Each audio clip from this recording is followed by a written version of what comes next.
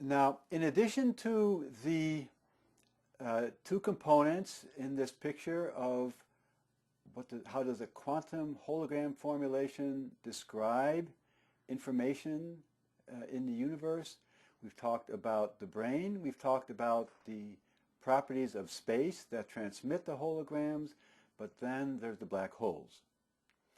I have commented extensively about the nature of black holes before. I think that we're now at a difficult place where I would prefer that we call them MECOs, M-E-C-O, because they're actually a magnetic variant of the black hole that seems to be what nature has made. Many of you know that as an astronomer and operating large telescopes on mountaintops, I have come to a slightly different conclusion about what black holes are, and technically, by the definition of a black hole as an object having an event horizon, a singularity, that's not what we seem to see. We seem to see a magnetic relative or cousin of the technical black hole. It's called a MECO, and it came in evidence because when I looked at the light emission from the regions immediately around the black hole, they seem to be the pattern that magnetic fields would make, not what a event horizon singularity would make.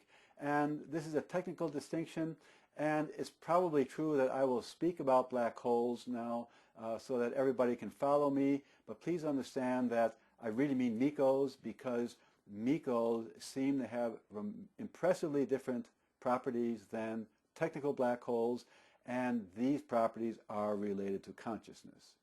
Very interesting. The property of the MECO that's of such interest to me is the fact that instead of the singularity at the defined edge of the black hole object, you have not an infinite density, but that you have instead a place where density gets very, very high and redshift gets very, very high. And so what I would like to think of is this is a place of extremely high density, probably the highest anywhere in the universe, but it's not infinite density. And high but not infinite means there is now the possibility for a magnetic field to be transmitted, and that's what seems to be defining the properties of these objects. And they also create a space and a means where things can pass from the outside to the inside of the black hole, not as electrons, neutrons, protons, or even light rays, but as thought. I have discussed in the past a great deal about how thought seems to progress as an experimental conclusion, seems to progress at faster than the speed of light, that in other words, thought does exceed the speed of light, and this is a property that allows thought to penetrate the black hole object, the MECO, and there it interacts with what is then the white hole, or the consciousness part of the MECO black hole object. That consciousness part is probably an amazing structure that a physicist would call a Bose-Einstein condensate. It's a rather regular structuring of matter which supports an intense number of quantum states, and these especially are the states that are related to consciousness. And it's my suspicion that if there is a cosmic intelligence, it manifests in the white holes at the center of our MECO objects, and these white holes then can interact with our intelligence. And so, to me, the great triad that describes the operation of consciousness in our universe is first the brain, space itself, and then the black hole, MECO objects. So these are the objects that I will want to now accept as the principal players of consciousness, describing consciousness and enabling the consciousness that the universe contains not only describing our human, possibly also the animal experience, but then also the possibility of a cosmic intelligence, which I sometimes describe and won't say too much about right now. Insofar as cosmic intelligence exists, we can understand it as coming into and contacting our universe through the network of black hole MECO objects in our universe. Now, the description of all of this that's mathematical, I can't really do by hand waving so well, and sometime I'll get more of this down on blackboard or paper. But the key element here is that we find ourselves making a small adjustment to what we think about space-time itself. So I represent this way the three dimensions that we've always known about space, the x-axis, the y-axis, and the z-axis, and then time, Einstein has taught us, as an equivalent dimension in our universe. And so we can talk about those as the Einstein basic set of dimensions in our universe. Other people have gone to the point of saying, but there are so many other things going on in our universe. What is this telepathy? What is this empathy? What is all of this past life experience stuff? Well, because so many people believe that that's true, string theory has emerged as a possible way of explaining it. What if I talk not about 4 dimensions of the Einstein universe, but a 5th dimension, which then becomes the Kaluza-Klein theories of space-time? But then it's noticed that, you know, it works better if there is not an additional dimension, but 3 more dimensions. That seems to help our mathematical description. And then maybe 4 dimensions of this kind to include time or frequency. And now you're in an 8-dimensional universe. And before you know it, there are more symmetries that appear. If you can talk about a 12-dimension and even a 13-dimension brain universe, and before you know it, you're off into brain world and a string theory. My feeling is that that's not what the universe is doing. I have not found anything in the writings of the cosmic string theory community or the string theory community that can explain telepathy, empathy, remote viewing, and what I call the modern miracles.